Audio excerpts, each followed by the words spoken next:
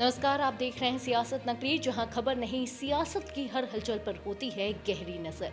मैं हूं विजयश्री। मध्य पूर्व में ईरान को लेकर बढ़ते तनाव के बीच भारत की राजनीति में भी बयानबाजी तेज हो गई है।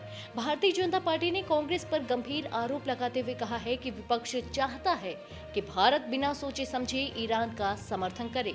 भाजपा का कहना है कि भारत की विदेश नीति किसी पार्टी की विचारधारा से नहीं, बल्कि देश हित, रणनीतिक संतुलन और दुनिया भर में रह रहे भारतीय नागरिकों की सुरक्षा को ध्यान में रखकर तय की जाती है।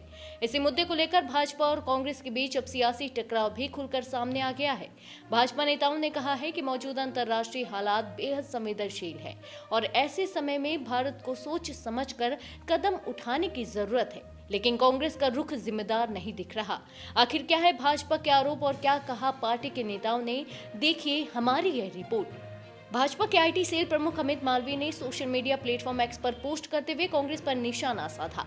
उन्होंने कहा कि चीन, जिसने वर्षों तक ईरान को कूटनीतिक संरक्षण दिया, उसके साथ बड़े पैमाने पर तेल व्यापार किया और क्षेत्रीय स्तर पर उसका समर्थन किया, अब वही चीन भी तेहरान से दूरी बनाता नजर आ रहा है। मालवीय ने कहा कि अंतर्राष्ट्रीय स्तर पर हालात तेजी से बदल रहे हैं और कई देश ईरान की नीतियों को लेकर सतर्क हो गए हैं। इसके बावजूद कांग्रेस भारत से उम्मीद कर रही है कि वह आंख मूंदकर ईरान का समर्थन करे। भाजपा के अनुसार ऐसा रुख भारत के राष्ट्रीय हितों के अनुकूल नहीं हो सकता। भाजपा का कहना है कि ईरान की हालिया गतिविधियों को लेकर खाड़ी क्षेत्र में तनाव बढ़ा है। इस इलाके में बड़ी संख्या में भारतीय नागरिक रहते और काम करते हैं। ऐसे में भारत सरकार को बेहद सावधानी और संतुलन के साथ विदेश नीति तय करनी पड़ती है। वहीं भाजपा प्रवक्ता शहजाद पूनावाला ने भी कांग्रेस पर तीखा हमला बोला। उन्होंने आरोप लगाया कि कांग्रेस की पुरानी नीतियां राष्ट्रीय सुरक्षा के मामलों में कमजोर रही हैं।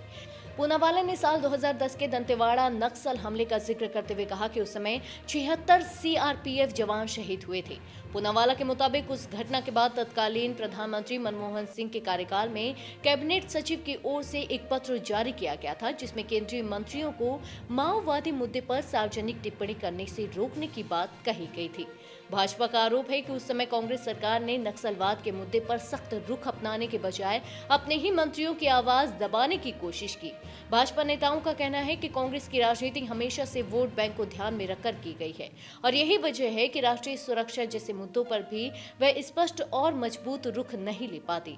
पार्टी का दावा है कि आज भी कांग्रेस की सोच वही पुरानी विचारधारा से प्रभावित है, जो अंतर्राष्ट्रीय मामलों में भारत के रणनीतिक हितों को प्राथमिकता नहीं देती।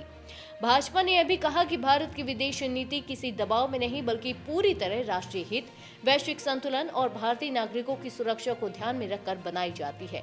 ऐसे में किसी भी देश का समर्थन या विरोध परिस्थितियों और रणनीतिक जरूरतों के आधार पर तय किया जाता है। फिलहाल ईरान को लेकर अंतर्राष्ट्रीय स्तर पर बढ़ते तनाव के बीच भारत की राजनीति में भी इस मुद्दे पर बहस तेज हो गई है। आने वाले दिनों में यह सियासी टकराव और तेज होने की संभावना जताई जा रही है। फिलहाल इतना ही। सियासत की हर बड़ी खबर और विश्लेषण के लिए जुड़े रहिए सियासत नगरी के साथ। धन्यवाद।